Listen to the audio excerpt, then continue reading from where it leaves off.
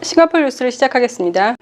8월 상반기는 천둥을 동반한 비가 많이 올 것이라고 합니다. 낮 평균 기온은 33도라고 합니다. 8월 3일 화요일엔 98건의 지역 감염이 나왔고요. 8월 4일 수요일엔 92건의 지역 감염이 나왔습니다. 오늘은 96건의 지역 감염이 있었습니다.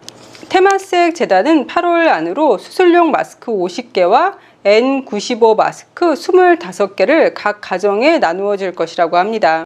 어떻게 나눠주는지 뉴스에 나오면 다시 한번 자세히 알려드리겠습니다. 왜 가끔 뉴스에서 어떤 HTV 블록은 의무적으로 코로나 검사를 받아야 된다 이렇게 말씀드렸었잖아요.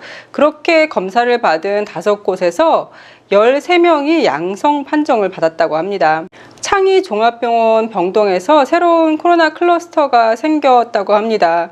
하지만 병원 운영은 정상적으로 진행되고 있으며 외래 환자 예약을 계속할 수 있다라고 창의병원에서 밝혔고요. 이것 때문에 그런 건지 병원의 병동 방문, 그러니까 환자들을 방문할 수 있는 게 8월 5일 목요일부터 8월 18일까지 허용되지 않는다고 합니다. 하지만 예외사항이 있는데요. 중증 환자나 아기 또는 소아 환자, 출산 예정 또는 분만 중인 산모 등은 여기에 해당되지 않는다고 합니다. 특히 아주 많이 아프신 분들요, 어쩌면 돌아가실 수도 있는 분들, 그런 분들 같은 경우에는 한 번에 최대 2명의 방문객이 환자 병상에 30분간 머무를 수 있다고 합니다.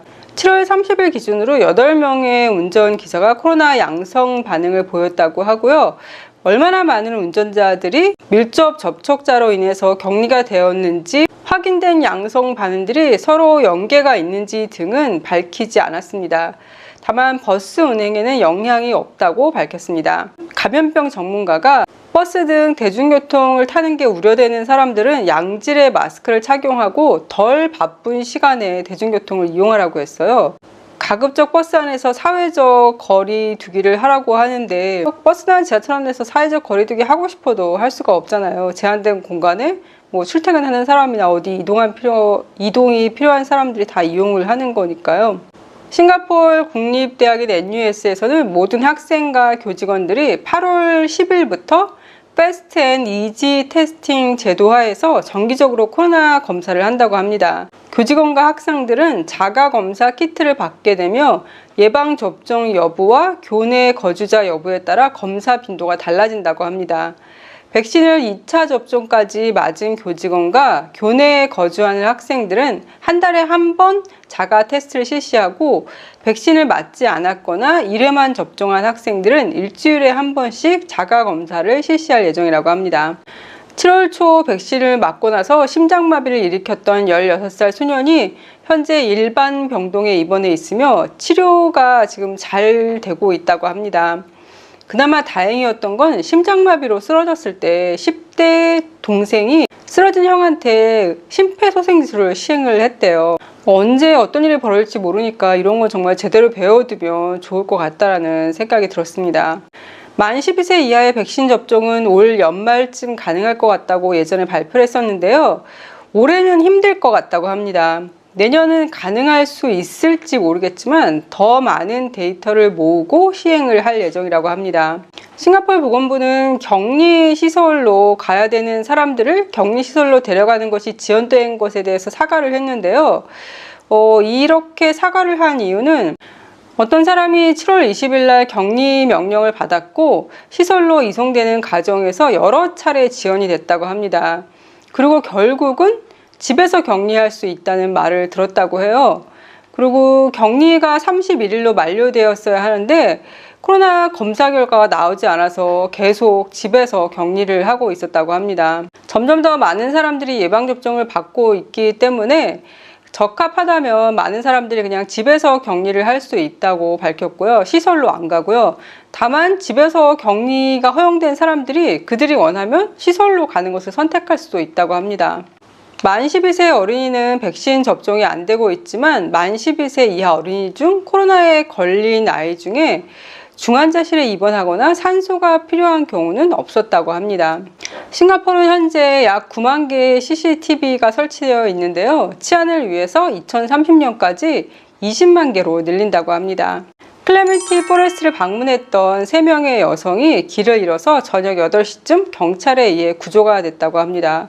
혹시 클레멘티 포레스트나 도버 포레스트 가실 분들은 이미 한번 다녀오신 분이라서 길을 잘 알고 계시는 분과 같이 가시는 게 좋을 것 같습니다.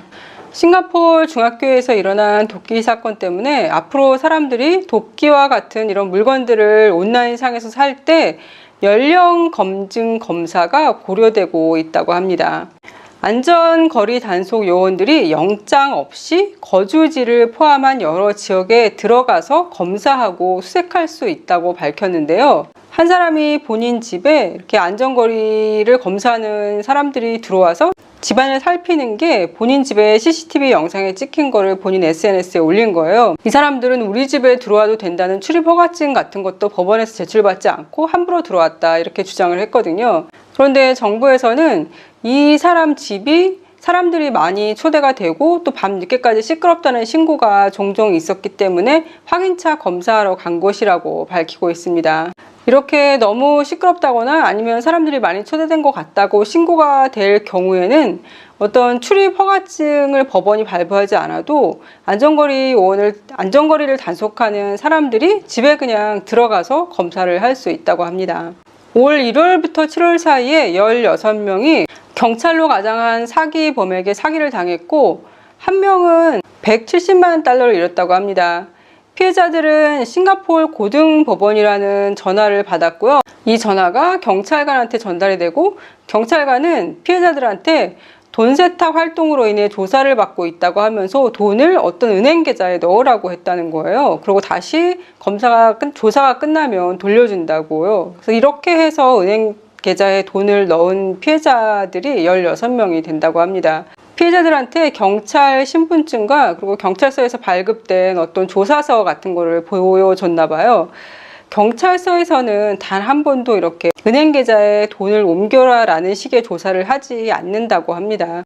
뉴욕시는 전염성이 매우 높은 델타 변종과 싸우는 새로운 국면에 접어들면서 식당, 체육관, 기타 실내 사업장의 고객 및 직원에게 코로나 예방 접종을 요구하는 미국 최초의 도시가 될 것이라고 합니다. 최소 1회 접종에 대한 증거를 요구하고 9월 13일부터 시행될 예정이라고 하는데요. 과거 마스크 정책처럼 반발에 부딪힐 가능성이 높다고 하네요. 프랑스에서는 예방접종을 한 사람만 식당에 들어갈 수 있게 하겠다라는 정책 때문에 사람들이 시위를 해서 경찰이 결국 시위대를 해산시키기 위해서 체류탄까지 사용을 했다고 합니다.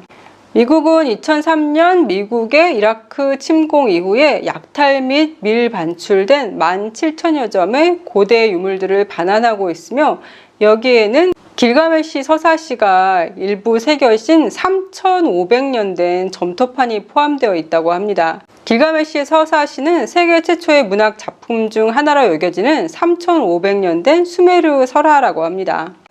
방글라데시에서는 결혼식에 참여한 사람들 중 16명이 번개를 맞고 사망을 했다고 합니다. 남아시아에서는 1년에 번개를 맞고 사망하는 사람이 수백 명이라고 합니다.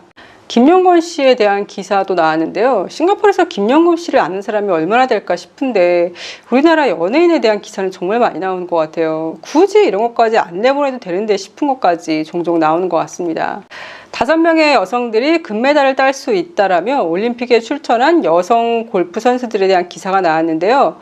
각기 다른 나라의 여성 5명이었는데 모두 동양인들이더라고요. 한 명만 빼고요. 국적은 물론 다 동양계는 아니었어요.